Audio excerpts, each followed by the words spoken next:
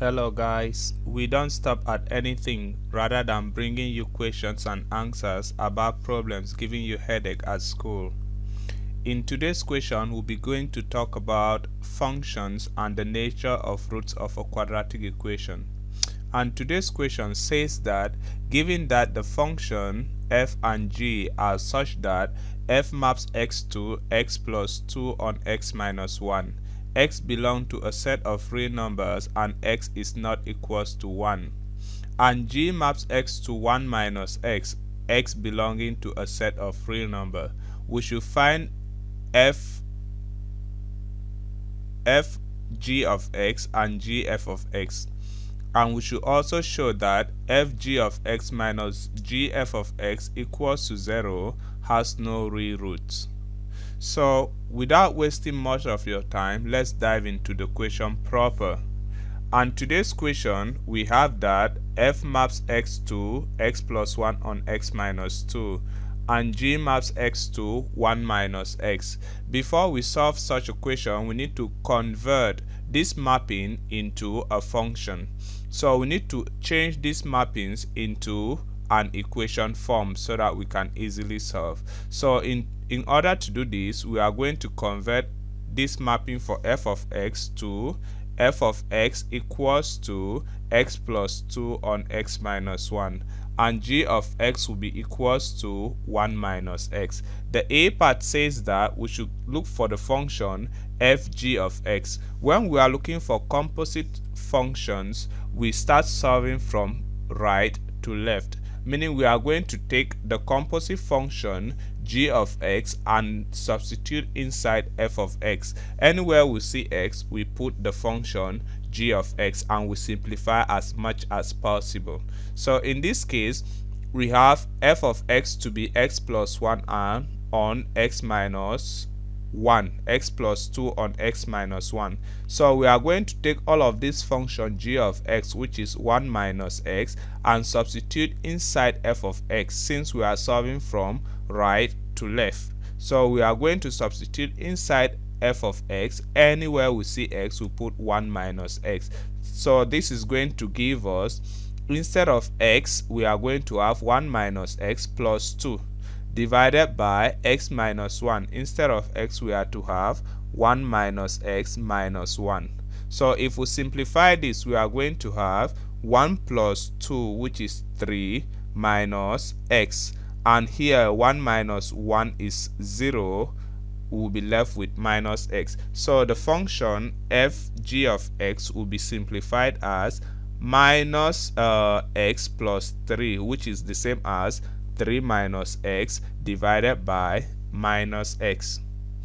Again, they have said we should look for g f of x. So we are now solving for the composite function from f of x into g of x. So to solve this, we are going inside g of x. Anywhere we see x, we put f of x, and g of x is 1 minus x, and f of x is x plus 2 divided by x minus 1. So g f of x is going to be 1 minus x, and x will be f of x, which is x plus 2 divided by x minus 1.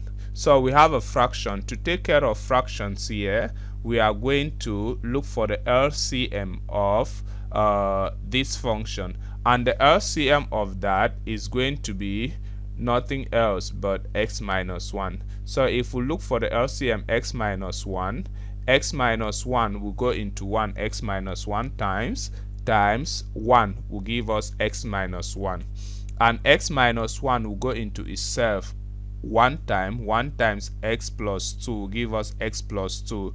The sign here is minus, so we are going to have minus into x plus 2.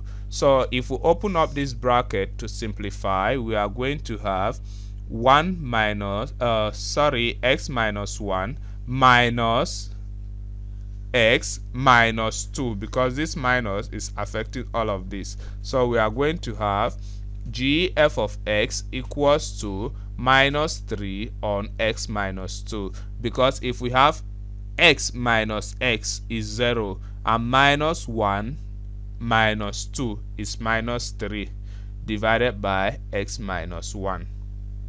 So that's that for the first section of this question. So the B part of this question says that we should show that fg of x minus gf of x equals to 0 has no real roots. So to do this, we already know fg of x and we know gf of x. So we just substitute these values into that equation and we equate it to 0, and then we show that the equation has no real roots. So what do we mean?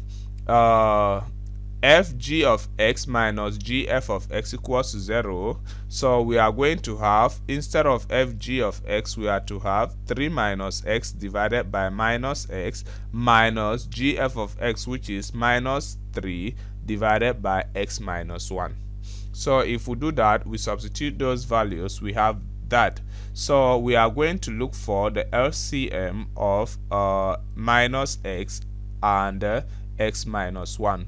So the LCM of minus x and x minus 1 is minus x into x minus 1. So if we simplify this, x minus 1 into x minus 1 times x minus x, we are going to have x minus 1, and x minus 1 times 3 minus x, right? That's correct. So we are going to have that minus this minus sign. X minus 1 will take care of x minus 1, will be left with minus x, and minus x times minus 3. So we have that too. All that equation, don't forget, is equals to 0. So we are going to simplify this numerator and denominator. At the numerator, we are going to have 3 times x, which is 3x, 3 times minus 1, which is minus 3, x times minus x here, we have minus x squared, minus x times minus 1, we have plus x, because minus times minus is positive. And here minus 3 times minus x is positive 3x, but because of this minus, we have minus 3x divided by minus x times x will give us minus x squared. Minus times minus is positive, x times 1 is x, equals to 0. So if we do this, we are going to simplify again. We see that 3x minus 3x will give us 0, and the x squared plus x minus 3x will be our numerator, and minus x squared plus x is our denominator. All of that equals to 0. So we are going to multiply each side of the equation by x minus x squared plus x to get rid of the denominator. That's what we have done here. So minus x squared plus x will take care of itself here on the left hand side, and 0 times minus x squared plus x is the same as 0. So our new equation will be minus x squared plus x minus 3 equals to 0. So that is our new f of x, is our new equation, fg of x minus gf of x equals to 0. Now we are going to judge the nature of roots, and to judge the nature of roots, we are need to consider the quadratic formula, which says that minus b positive or minus square root of b squared minus 4ac divided by 2a. That's the quadratic formula that all of us know, and what is under the square root sign is what we call the discriminant of that quadratic formula, and this discriminant is what is going to tell us the answer, how the answer or the roots of that quadratic equation are going to look like. If this discriminant is greater than 0, then we say that quadratic equation has real roots. If this discriminant for b squared minus 4ac is less than 0, then we say that quadratic equation is going to have no real roots. So it's going to have complex roots. So if that discriminant is equals to 0, we say that quadratic equation is having equal roots. And at times, the roots can be a combination of equal and real, or equal and no real. So in this case, we are going to say that if the roots are equal and real, then the quadratic equation will be have a discriminant of b squared minus 4ac greater than or equal to 0. So that's the nature of root in this case. So for us to show that the equation at hand, which is minus x squared plus x minus 3 equals to 0, has no real roots, we are going to solve for the discriminant, which is b squared minus 4ac, and if the answer is less than 0, then we can conclude that that equation has no real roots. But if the answer is greater than or equal to 0, then we can say that the assumption in this case isn't true. So let's see how we are going to do this. So our equation is minus x squared plus x minus 3 equals to 0. So in this case, what is our a? Our a is simply the coefficient of x squared. Our b is the coefficient of x, and our c is a constant. And the coefficient of x squared here is minus 1. The coefficient of x, which is b, is 1. And the coefficient, and the constant, which is c, is minus 3. So we are going to have 1 squared, which is b squared, minus 4. A is minus 1, c is minus 3. 1 squared is the same as 1. 4 times minus 1 is minus 4. Minus 4 times minus 3 is 12. This minus is still here, we have not used it, which will give us minus 12. So we are going to have 1 minus 12, and 1 minus 12 is minus 11. So therefore we can say that minus 11, which is a negative number, is of course less than 0. So minus 11 less than 0, we can therefore conclude that if minus 11 is less than 0, then the discriminant of that equation is less than 0, and that equation was derived from fg of x minus gf of x equals to 0.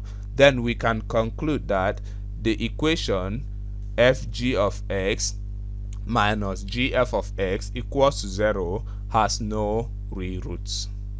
So guys, that's how we handle questions about the nature of roots of a quadratic equation and composite functions. If you are a returning subscriber, thank you very much for subscribing to my channel. I really appreciate your love. If you have not subscribed yet, please don't forget to like, subscribe, and hit the notification bell so that if more upcoming videos like this are dropped on the channel, you'll be the first one to be notified. Don't also forget to share my videos with your friends, as it may help many others. Don't as well forget to leave a comment on the comment section with questions you want us to help you make videos on. Stay with me and remain blessed. See you on the next video. Bye bye.